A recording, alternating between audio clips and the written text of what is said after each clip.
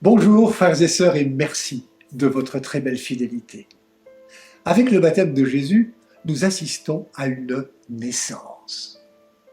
Celui que portait Marie sa mère et qui lui a fait chanter le Magnificat, celui qui a fait la joie des bergers, les précaires de leur temps, celui que les mages sont venus adorer, fait s'ouvrir le ciel, nous fait voir l'Esprit Saint sous l'apparence d'une colombe et nous fait entendre la voix du Père.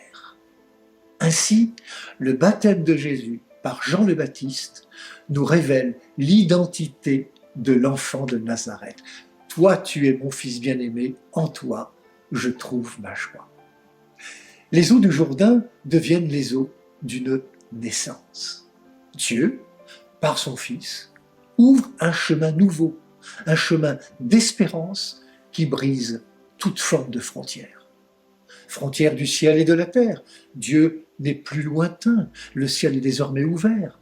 Dieu se fait accessible par son Fils bien-aimé, il est là, dans les eaux du Jourdain, avec la foule. Frontière du mal et de toute forme de ténèbres. Jésus s'avance au même titre que la foule des pécheurs qui viennent à Jean le Baptiste. Il fait le choix d'être au milieu de notre humanité imparfaite. Jésus va réaliser par sa vie de fils de Dieu la prophétie d'Isaïe. Nous l'avons entendu. Tout ravin soit comblé, toute montagne et toute colline abaissée, que les escarpements se changent en plaine et les sommets en larges vallées. Oui, Jésus, cette prophétie, il l'accomplit, mais pas tout seul, en alliance avec nous.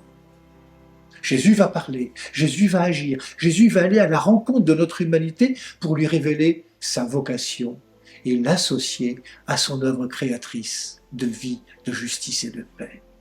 Jésus, comme le disait l'apôtre Paul à Tite, s'est donné pour nous afin de nous racheter de toutes nos fautes, de nous purifier, pour faire de nous son peuple, un peuple ardent à faire le bien.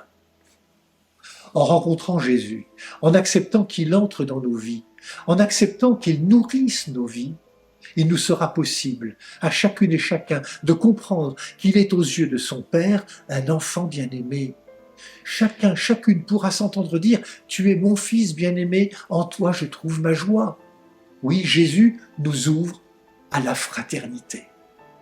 Le plus grand besoin n'est-il pas celui d'être reconnu? Je pense à cette femme rencontrée vendredi à une journée du Secours catholique. Au repas partagé, elle nous a parlé de sa vie.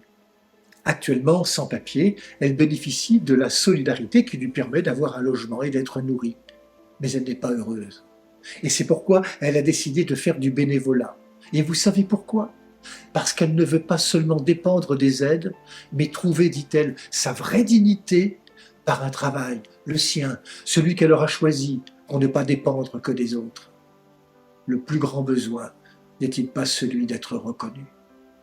Jésus, qui naît à sa vie publique, va parcourir villes et villages, plaines et montagnes, traverser des lacs, pour redonner à l'humain, sans distinction, sa dignité d'enfant de Dieu.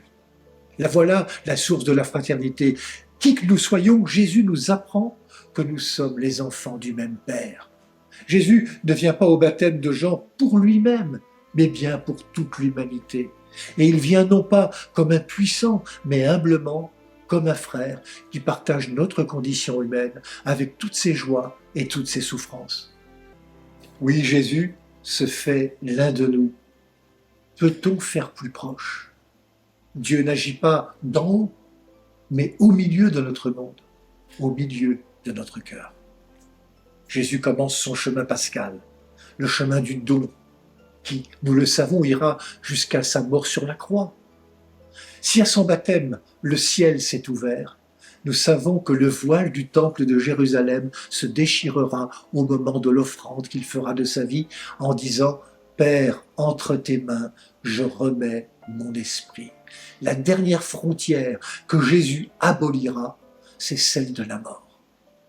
Frères et sœurs, dans le Christ, filles et fils bien-aimés du Père, vivons de l'esprit de notre baptême en nous inscrivant comme Jésus dans cette humanité, en déployant nos dons, nos charismes que le ressuscité anime de son feu d'amour. Jésus s'est fait notre frère, devenons ses frères et sœurs par la foi, une foi ardente, à faire le bien. Bon dimanche à toutes et à tous, prenez bien soin de vous et des autres.